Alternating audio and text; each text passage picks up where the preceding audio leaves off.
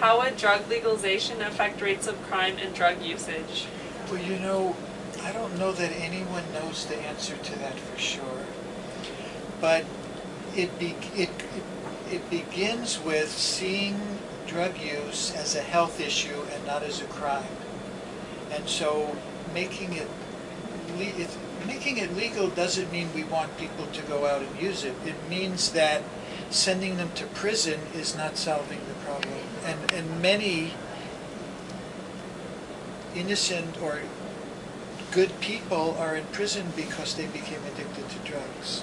So my feeling is that if we used all the money we spent on sending people to prison and chasing down drug deals, and we use it for education and for treatment, we'd have much less crime, and the prisons wouldn't be filled with drug sellers. We'd have room for the violent criminals. Yeah. Okay. I think these questions are kind of out of order, but That's okay. yeah, one of ours, you kind of talked about it already, but it's, would rehabilitation be a more viable option for people if legalization occurs as like opposed to now, or would there just be more addicts? I don't think there would be more addicts because, I mean, you and I aren't going to go out and start using drugs just because it becomes legal.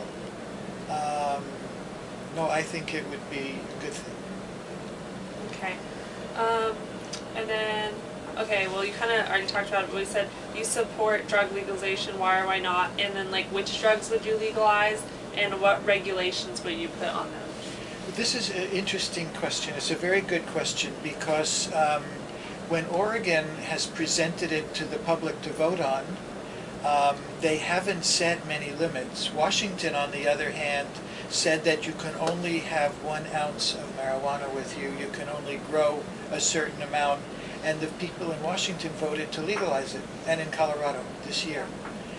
So I think that you do need to set definite limits on it. And also, they're starting to find this week that just like people drink and drive, they also smoke and drive.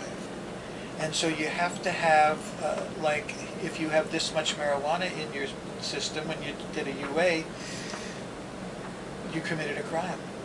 So definitely limits. Yeah. Okay. Do you think drugs should be controlled at a state or federal level? At state level. Well, you know, it's a problem.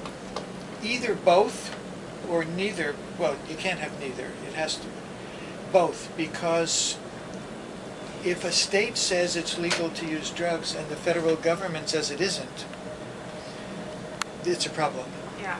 Right now, the federal government is saying, up until last week, they were saying, we don't care what the states say, we're going to bust you if you're doing drugs. But this week, they came out and said, unless it's dealing or really heavy use, we're not going to make casual marijuana use an issue. We're not going to arrest people. And they told that to the 2 or 3 states that have legalized marijuana. Okay. So they need to be on the same page. Yeah. Do you think, wait, I already asked that one, okay.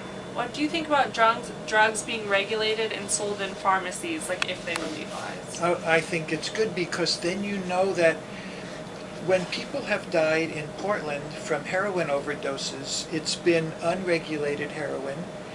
Usually heroin is cut with other substances, it's not pure. Every once in a while we get a what would you call it, a delivery of uncut heroin, and people overdose. We need to regulate it. We need to know that there aren't psychedelics in it. We need to know there isn't methamphetamine in it. It needs to be regulated. And I think so, just if we can live with alcohol being legal, we can live with drugs being legal.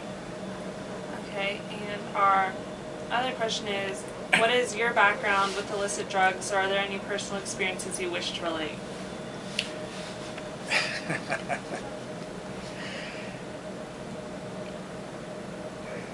Like, you've worked with, like, drug counseling, like, you Yeah, just say that. I know you've kind of already answered this, but if Yeah. you can just like say it again for No, the camera I'll to also begin. share my own personal involvement with it. Okay.